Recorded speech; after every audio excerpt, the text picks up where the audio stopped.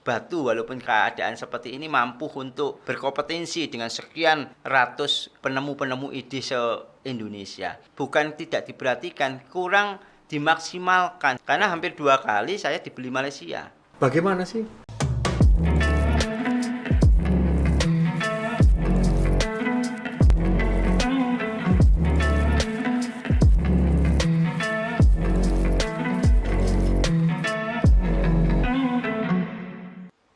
Assalamualaikum warahmatullahi wabarakatuh.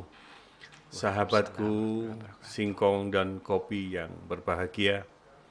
Alhamdulillah tidak seperti biasanya di atas meja singkong dan kopi tersaji tidak saja kopi dan atau singkong dan kopi, tetapi yang kita lihat hari ini ada berbagai batu.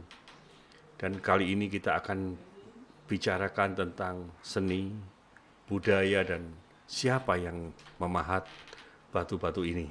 Tentunya bersama dengan Kang Mas Bagus. Assalamualaikum warahmatullahi wabarakatuh. Waalaikumsalam warahmatullahi wabarakatuh. Sehat nggih, Mas? Alhamdulillah. Sehat nggih. Iya, alhamdulillah. Kita mulai, Kang Mas. Siap. Ya. Nggih. Panjenengan adalah pelaku seni dan budaya. Ya. Dan tentunya banyak pengalaman.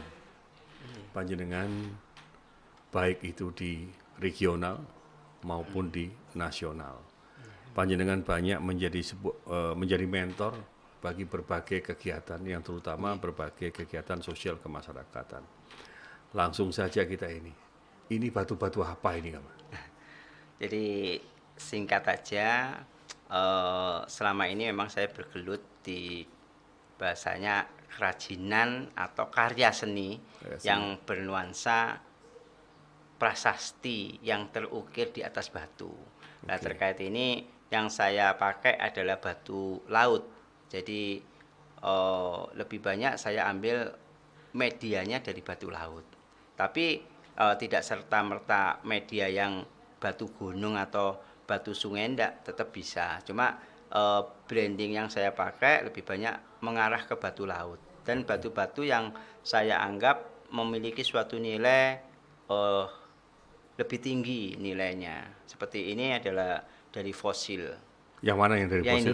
ini fosil ini. Fosil kayu. Fosil kayu. Jadi kayu yang ratusan juta tahun yang sekarang dia mengkristal menjadi batu. Dulunya kayu ini. Oke. Sekarang jadi batu gitu ya. Oke. Kang Mas Bagus, Ya, tentunya menjadi seorang empu ya. Tadi di awal perkenalan kita mengatakan empu. Jadi kalau di kerajaan itu ada empu yang khusus keris, Iya. ada empu yang lain masalah batu juga. Mau dijelaskan nih sebelum kita masuk ke siap, intinya ini siap. bagaimana? Jadi memang sesuai dengan branding yang tadi memang branding saya banyak memanggil memang Bagus Empu Batu atau mungkin Empu Bagus gitu ya. Yeah. Jadi karena memang secara eksistensinya seorang empu itu dia akan bergelut pada suatu karya. Jadi berbeda dengan seorang resi. Lah kalau mengacu kepada siapa resi, siapa empu, memang di dalam kerajaan dulu itu pasti ada dua sosok ini, tokoh ini. Kalau raja itu akan beracuan kepada dua ini. Yang satu seorang resi, yang satu seorang empu. Lah resi ini biasanya menjadi pendoa. Semua prosesi-prosesi doa dan sebagainya itu memang di bawah kekuasaannya resi. Tapi untuk empu itu biasanya seorang kreatornya, seorang yang berhubungan dengan insinyurnya atau seorang yang berhubungan dengan arsiteknya.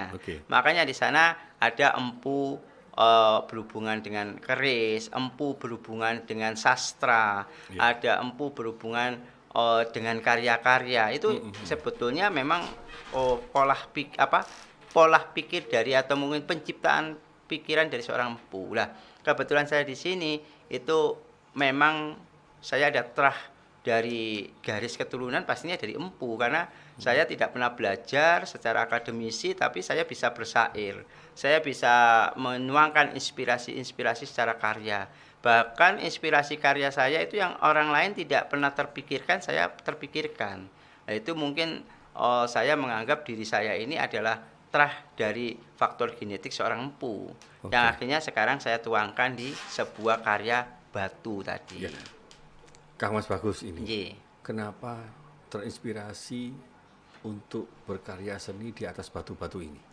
Kalau menyampaikan tentang mengapa saya berkarya di atas batu, memang ya mengalir saja. Jadi saya selalu memiliki suatu filosofi, biarlah saya itu selalu menjadi air yang selalu mengalir dan menemukan suatu hilir yang pasti saya akan menuju ke yang bagus. Nah ini batu juga sama. Saya sebetulnya tidak pernah berpandangan bahwasanya saya harus memahat batu. Tapi akhirnya dengan sesuatu yang memang perjalanan hingga saya menemukan suatu teknik atau mungkin berkarya di atas batu. Dan yang lebih mungkin sedikit menjadi rahasia yang sampai sekarang menjadi juga apa ya, saya merenung, loh kenapa yang saya pahat ini kok berhubungan dengan kitab. Ya. Banyak para seniman-seniman itu yang dia memahat sesuatu tidak berhubungan dengan sesuatu nilai-nilai religi atau spiritual. Tapi saya memang murni mengacu kepada nilai-nilai religi dan spiritual. Makanya waktu itu saya terinspirasi untuk mengangkat 4 kultur budaya. Ada kaligrafi, ada huruf Cina, ada Nasrani, ada lagi huruf aksara Jawa. Oke, ini Gitu. kalau mohon maaf ini dikatakan seni relief atau seni pahat? Kalau saya menyampaikan semua adalah seni pahat. Oke. Kalau relief itu cenderungnya dia itu menceritakan sebuah kultur yang tidak bertuliskan. Tapi kalau kita bilang ini adalah pahat yang berhubungan dengan prasasti. Prasasti itu adalah tulisan aksara. Oke. Kira-kira ini kan sejak zaman dulu sudah ada model-model seperti ini. Ada, saya bilang ada, cuma pengembangannya, tekniknya, dan mungkin dari media batu yang berbeda. Oke, saya lihat lagi juga ini bahwa batu ini tertulis pada posisi tempat yang tidak lurus, Iya, ataupun yang lempeng atau yang. Betul. Tetapi ini Mengikut tentu teksturnya kan membutuhkan keahlian khusus, membutuhkan betul. konsentrasi khusus. Mungkin kawan-kawan kita, sahabat-sahabat kita Singkong dan Kopi juga melihat bagaimana prosesnya untuk ini bisa tertulis. Bagaimana kan? Jadi memang saya juga tanpa saya sengaja, memang tidak ada kesengajaan, pokoknya ada batu, dulunya itu langsung saya ukir. Ternyata batu itu setelah saya ukir antara batu satu dengan yang lainnya itu bentuknya kan tidak sama, karena limited edition dari alamnya. Betul. Nah, akhirnya itulah yang akhirnya sekarang terjadi. Natural gitu ya? Natural, jadi Iya. saya ambil natural dan saya ngikuti lekuk dari batunya. Nah, gimana tekniknya? Tentunya ya saya akan menggunakan metode, saya tidak memoles atau tidak meluruskan batu itu, tinggal saya mengukir berdasarkan lekuk batunya hingga batu itu memiliki suatu arsitektur atau semacam karya seni yang unik dan artistik yang bisa saya sampaikan. Kang Bagus, ini saya Iya. melihat ada di situ Quran tentang ayat kursi ya. Ya, ini Al-Fatihah. Al-Fatihah Ya. ya. Kemudian ada aksara Jawa, kemudian untuk Nasrani, kawan-kawan sahabat-sahabat Nasrani. Dan ini spesial ini, Ya. tulisan Hokkien. Ya, itu tulisan dari huruf Cina ya, Iya. atau Ini huruf kalau kanji. dibaca bagaimana nih? Itu merupakan suatu Filosofi juga? yang Oke. semacam syair Iya. yang bagus sekali. Untuk Hokkien itu adalah keberuntungan. Jadi range yang Tuhan memberi rezeki pada manusia yang berbuat baik. Haknya manusia berbuat kebaikan. Di kemudian hari rezekinya pun berlimpah.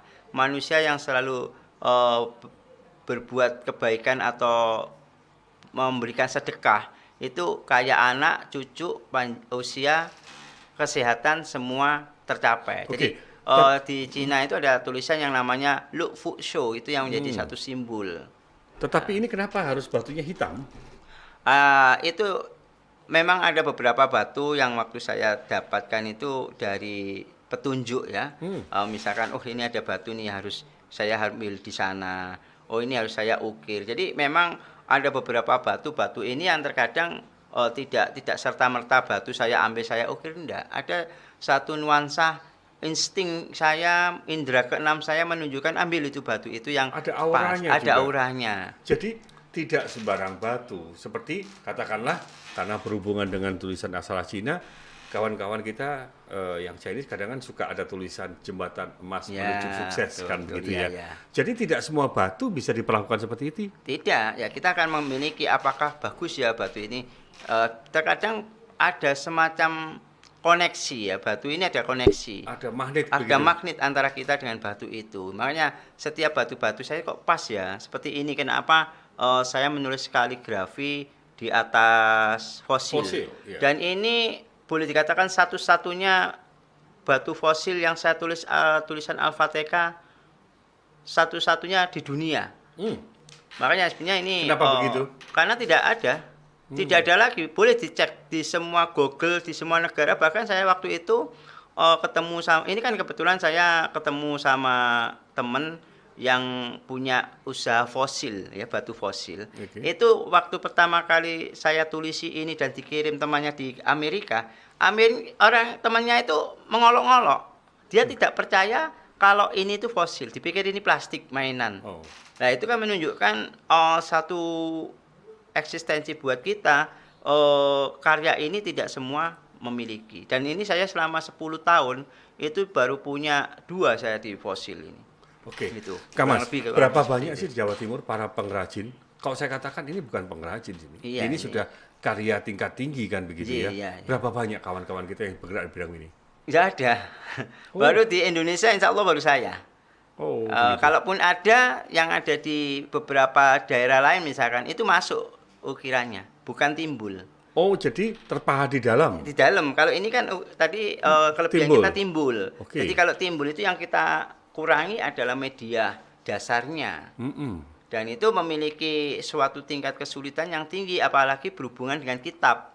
Oke. Kitab itu Akurasinya iya, begitu akurasinya harus 100%. Makanya ini adalah karya seni yang boleh dikatakan 100% harus betul. Atau karya seni tinggi ya ini. Karena misalkan kalau kita berhubungan dengan kaligrafi, huruf Cina itu ada titiknya. Titik itu tidak boleh hilang. Misalkan kalau di Cina itu mama itu kuda, itu mesti titiknya 4. Itu filsafahnya kakinya kuda itu 4. Betul. Kalau hilang 1 tidak boleh. Di kaligrafi juga begitu. Ya bisa jadi ba. Betul. Tak bisa jadi nun. Iya. Ya ini kan harus betul. Kalau di situ ada yang 1 titiknya salah, itu sudah saya nggak bisa ngerjakan lagi. Dan artinya pun Artinya juga berbeda. jauh. Akhirnya melenceng. makanya ini sangat-sangat butuh akurasi tingkat tinggi. Makanya ini sebenarnya karya seni tinggi ya ini. Kalau tadi dikatakan Mas Bagus bahwa Iya. mengerjakan ini juga harus berpuasa, Iya, iya. menjalankan ibadah, terus kemudian ada laku khusus. Iya, iya. Bisa dijelaskan? Sebetulnya gini, saya sangat menghargai tentang sesuatu hal religi. Jadi ini berhubungan dengan kitab. Sama halnya kita membuat pusaka. Sebetulnya dikembalikan dari awal. Pada saat kita mendeklarasikan seorang empu, empu itu pasti mindsetnya membuat pusaka. Pusaka itu sesuatu yang sakral, sesuatu yang suci, sesuatu yang memiliki suatu nilai semacam spiritual. Lah hampir sama seperti ini. Jadi waktu saya membuat ini, itu ada batu-batu tertentu itu yang saya puasai. Pertama, kita luar biasa ini. kita puasai. Setelah itu ya kita doai apa yang kita inginkan di situ. Jadi prosesi ini seperti para empu-empu kita. Iya, Zaman-zaman era Mojopahit. Benar. Ternyata Mas Max tadi kan menyampaikan Mas Max nih ya, bahwa proses-proses ini ternyata model dan cara ini juga zaman dulu itu kan Iya, sudah ada. Cuman istilah bedanya sekarang hari ini. Nah, seperti ini. Jadi, arsitek itu juga ada dulu. Ada. Seninya juga ada dulu. Ada. Berarti ini sekarang bukan persoalan bidang ini yang copy paste, tapi memang sudah Iya. dari sononya dititiskan untuk Iya, panjenengan. betul, Mas. Oke, kalau ini aksara Jawa apa artinya nih, Mas?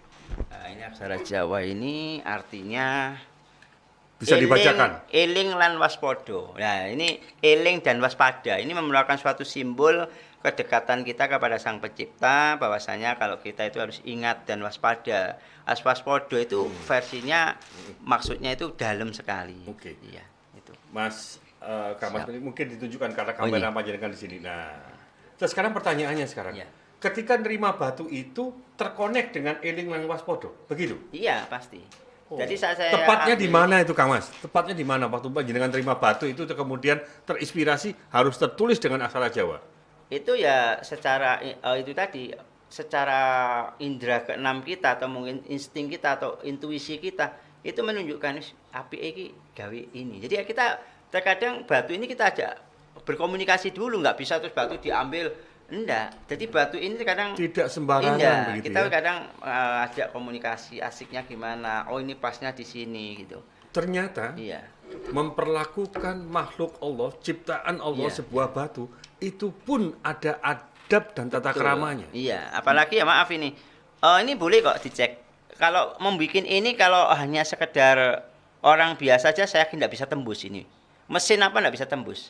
Ini harus kita baca, berzikir, baru mesin itu masuk krek krek krek gitu. Oh, pakai mesin ini ya? Ya, tapi ya tetap pakai manual kan. Walaupun pakai mesin ya kan nggak mungkin dipakai. Artinya pada- di era sekarang ini kan printer Printer, begitu. tapi Tetapi kalau udah seperti ini dengan printer kan nggak mungkin. nggak mungkin, enggak. Memang tidak menggunakan, cuma bahasanya ada sebuah alat apabila menembus ini itu tidak serta alat itu hanya langsung kita jalankan aja, tapi ada beberapa doa-doa yang hingga karena batu ini hidup. Batu ini sebenarnya tidak mati. Siapa yang bilang batu ini mati? Betul. Batu itu selalu hidup. Karena apa? Batu itu punya yang namanya konsep dia itu mengalami suatu perubahan. Hingga saat batu ini bisa jadi kalau batu yang ratusan tahun kan ini ada metafisika yang mungkin di sini para pemirsa atau pendengar aneh saja kalau melihat batu ini nggak percaya dengan kalau ini ada penunggunya. Lah itu kan kita ajak komunikasi dulu. Oke, oke. Nah ini memang kita tidak berbicara tentang dunia tahayul, Betul, oke. tapi fakta yang ada, bahkan pemirsa yang maupun mendengar, pastinya ada yang mendengar batu dibawa pulang aja, besoknya orangnya sakit, bermasalah harus oke. dikembalikan. Kalau memang khusus iya. kalau yang ini kan untuk kawan-kawan Nasrani ini bagaimana?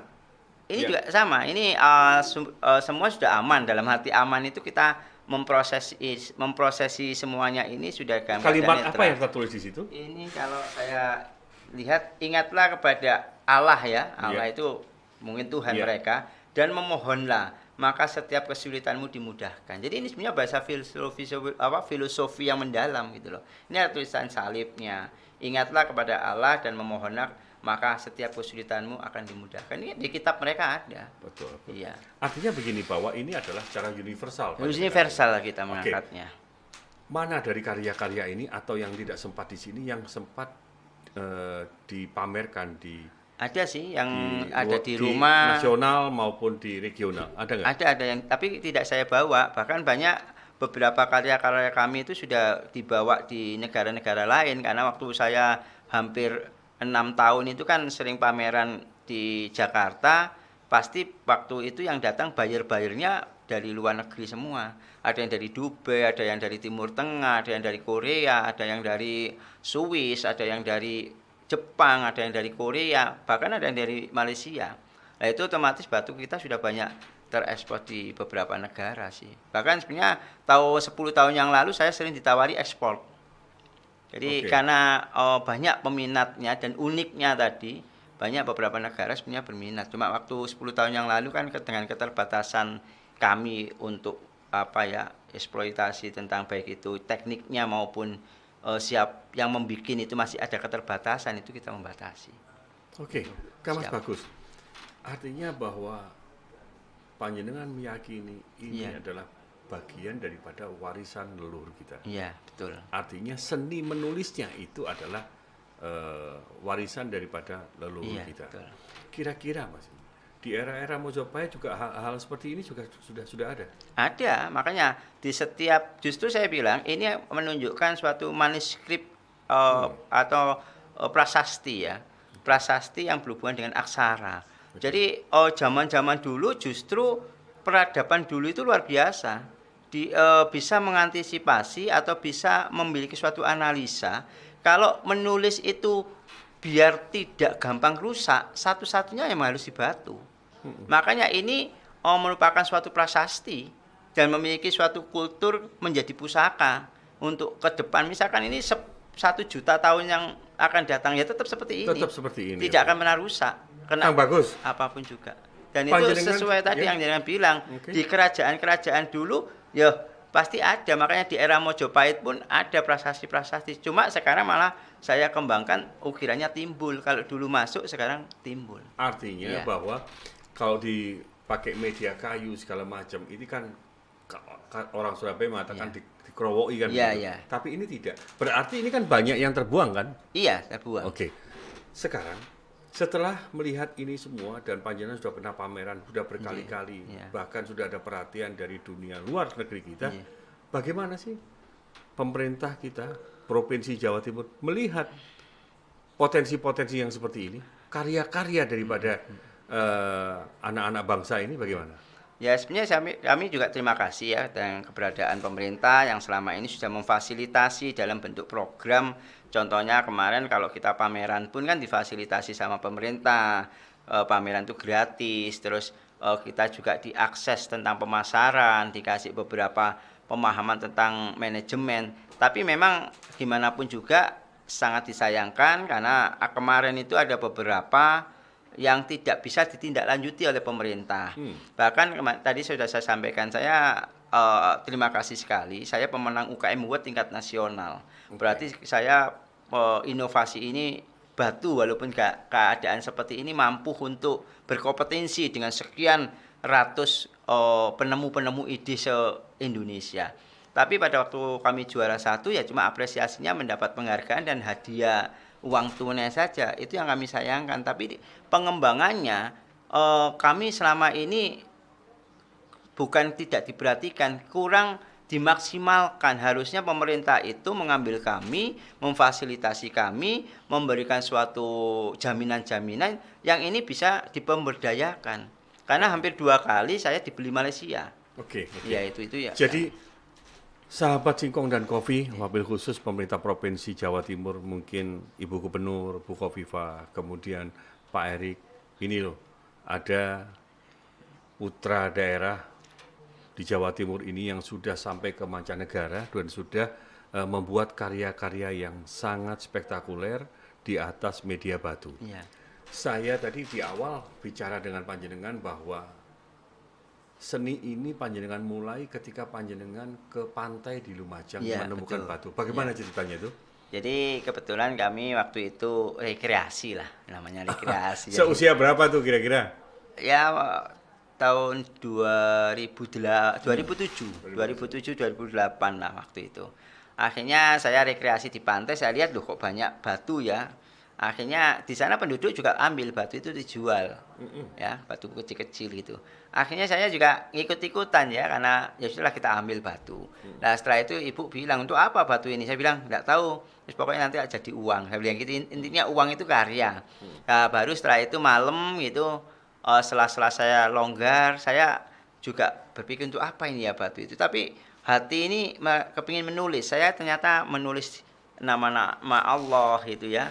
Bismillahirrahmanirrahim, kebetulan saya Islam, Lafaz-lafaz Allah, ya, betul-betul, saya ya. tulis. Akhirnya saya ukir, kalau selang-selang kosong itu saya ukir.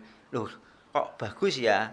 Tapi memang ini mengalami suatu proses, beberapa proses supaya bisa bagus gini, karena dulu nggak sebagus ini dan nggak bisa kecil gitu ya. Akhirnya dengan pengembangan teknik yang saya maksimalkan, akhirnya bisa menjadi seperti ini. Hingga pada waktu itu tanpa saya sadari punya 25 koleksi.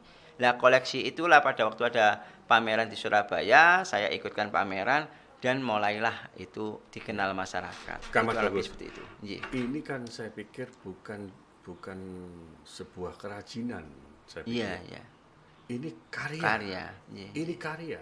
Ya. Betul, betul. Makanya kalau kita ingat ketika seni pahat, seni patung, Iya, iya. ada Nyoman Nuarte Iya, yang di iya. Bali. Betul. Ya, ini beda nggak?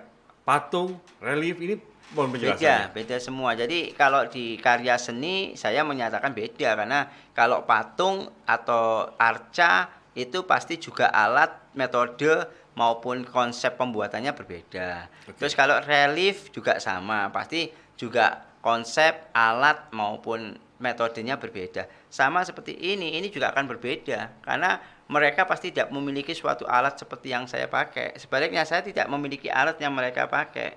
Jadi saat saya mengambil di prasasti khususnya ukiran timbul itu pasti berbeda semua. Makanya di sini sangat berbeda dengan karya Nyoman Nuarte. Iya. Bahkan saya pernah bilang kalau saya mau membuat patung, patung itu mungkin lah Bu itu satu drijinya itu kecil kehilang atau orang nggak tahu. Tapi kalau ini satu titik aja sudah tahu. Makanya sebetulnya tingkat akurasi kesulitan maupun detailnya ini pasti paling detail. Kalau orang bikin arca, Bu itu badannya mungkin ya apa sedikit gitu luka atau apa kan nggak kelihatan. Orang melihatnya langsung figur keseluruhan. Tapi kalau ini nggak mungkin orang melihat tulisan itu figur keseluruhan, pasti akan mendekat dan pasti akan menghitung atau membaca.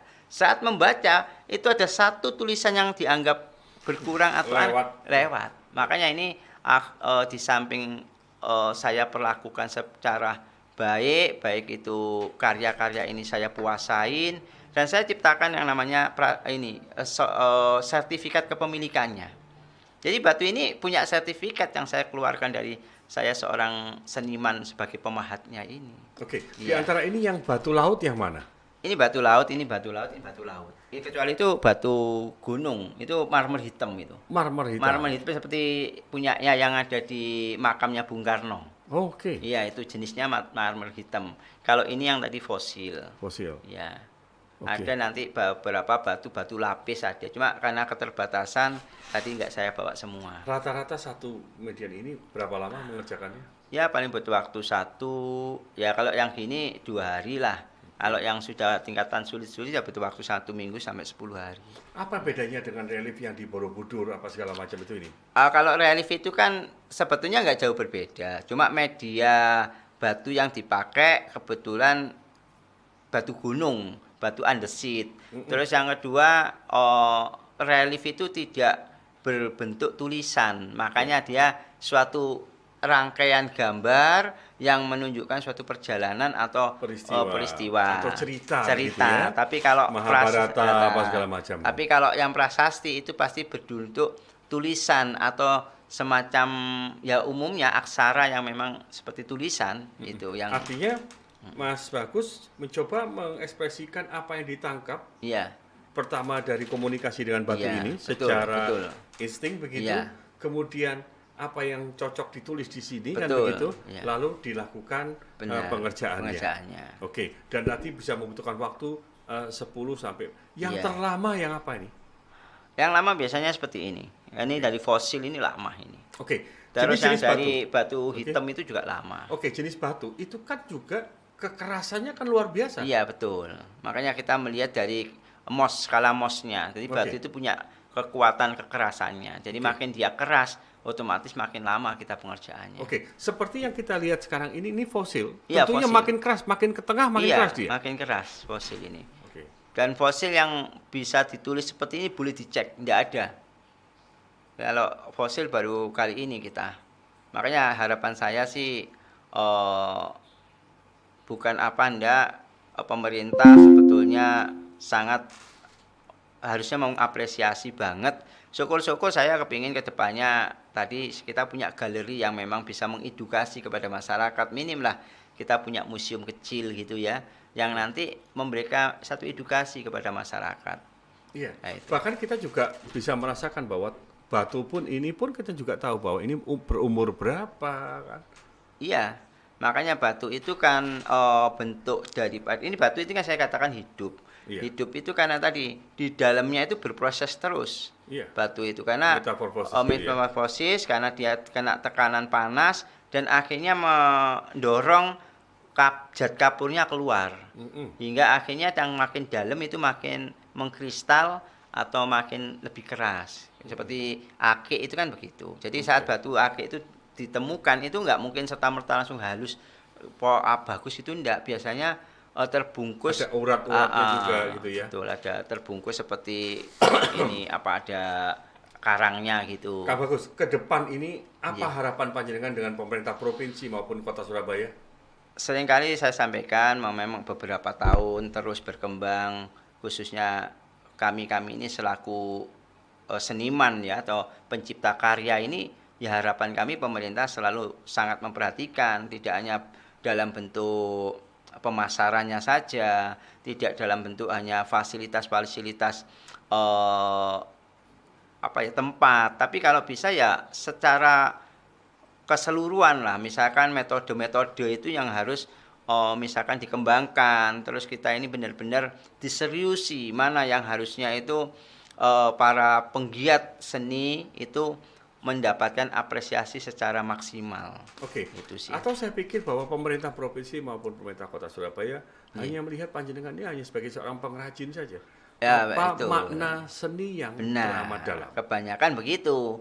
Karena kalau sudah masuk ke terjun UKMKM, mereka menganggapnya usaha, usaha menengah, usaha kecil, usaha besar. Akhirnya konteksnya itu menjadi industri kreatif. Betul. Nah, ini Kalau yang ini harus. kan bukan. Padahal enggak, karena saat tadi saya bilang batu saya ini merupakan memang benar-benar karya seni karena satu limited edition. Saat jenengan Pak Norman misalkan itu pesan ini ke saya satu batu gitu ya, lalu mau pesan lagi dengan bentuk yang sama pasti saya nggak bisa. Saya bilang saya nggak bisa, karena apa? Yang saya kerjakan ini media originalnya dari alam. Saya nggak akan menemukan dalam bentuk media yang sama. Saat itu menjadi sesuatu yang limited edition atau suatu karya seni yang memang tunggal, itu sebenarnya memang menjadi karya seni, bukan seni industri. Baik, ternyata para pemerhati singkong dan kopi ada di situ salah menafsirkan bahwa pemerintah kita ini, pemerintah Provinsi Jawa Timur dan pemerintah kota memasukkan ini dalam sebuah kategori atau memasukkan ke penggolongannya kepada kerajinan. Padahal ini kan tidak.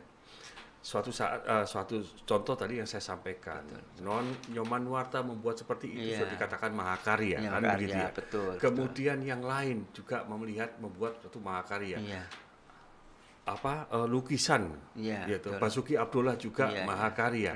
Tetapi ini kalau masuk ke kategori kerajinan, ini kan ya saya pikir terlalu naif lah, sebenarnya terlalu disayangkan kan, karena tidak serta-merta semua karya, semua produk itu mesti masuk di sana, walaupun semua menggunakan metode kategori pemasaran, menggunakan metode semua itu memang dinikmati oleh ini. Selama ini ada nggak negara-negara luar kita yang menghargai ini sebuah art atau seni yang tinggi begitu? Ada nggak? Pastinya ada. Kemarin yang sudah terbukti, yang sudah komunikasi dengan panjenengan ini. Yang sudah terbukti kemarin itu yang dari luar, saya lupa itu ya. Yang dari mana itu sempat WA saya. Dia makanya sebetulnya untuk karya saya ini kemarin saya tidak menjualnya, maaf ini ya, tidak memasarkannya di level Indonesia. Saya lebih cenderung levelnya di luar. Karena kalau di luar dia tidak melihatnya dari sisi hanya kerajinan, tapi karya seni. Bahkan kalau ya berharap itu ini yang pemiliknya bukan orang-orang, maaf ini bukan orang biasa, tapi memang petinggi-petinggi, orang raja-raja. Coba apabila raja yang ada di Arab Saudi itu, saya yakin kok raja yang ada di Arab Saudi tidak memiliki fosil yang bertuliskan kaligrafi ini. Itu kan berarti sesuatu yang luar biasa di Indonesia. Betul. Saya yakin kok beberapa yang ada di negara-negara lain tidak memiliki karya-karya yang ukirannya timbul seperti ini. Karena saya tahu kapasitasnya dan memang mereka tidak semua seniman itu akan berpikir seperti itu. Atau mereka juga tidak pernah berpikir bahwa ini benar. adalah sebuah rangkaian daripada titisan ataupun Betul. terulang kembali. Iya, benar. Ternyata dulu zaman Mojopahit segala macam seperti yang dikatakan Max tadi kan begitu betul. bahwa ini adalah memang dari dulu sudah ada. Iya. Muncul kembali, kemudian muncul, Betul. tapi beda generasi. Beda generasi. Setiap zaman ada orangnya dan setiap orang ada zamannya. Benar. Sekali lagi, harapan kita bahwa, dan ini sudah terbukti, negara lain menghargai, melihat cara pandang bahwa ini adalah sebuah seni yang luar biasa, tetapi kita sendiri mengartikan lebih rendah. Betapa kasihannya para. Oke, sebagai closing statement ini, harapan panjenengan, monggo sekarang langsung disampaikan ke kamera. Harapan saya ke depannya pemerintah selalu bisa menghargai karya-karya seni ya, tidak karya-karya industri ya. Iya.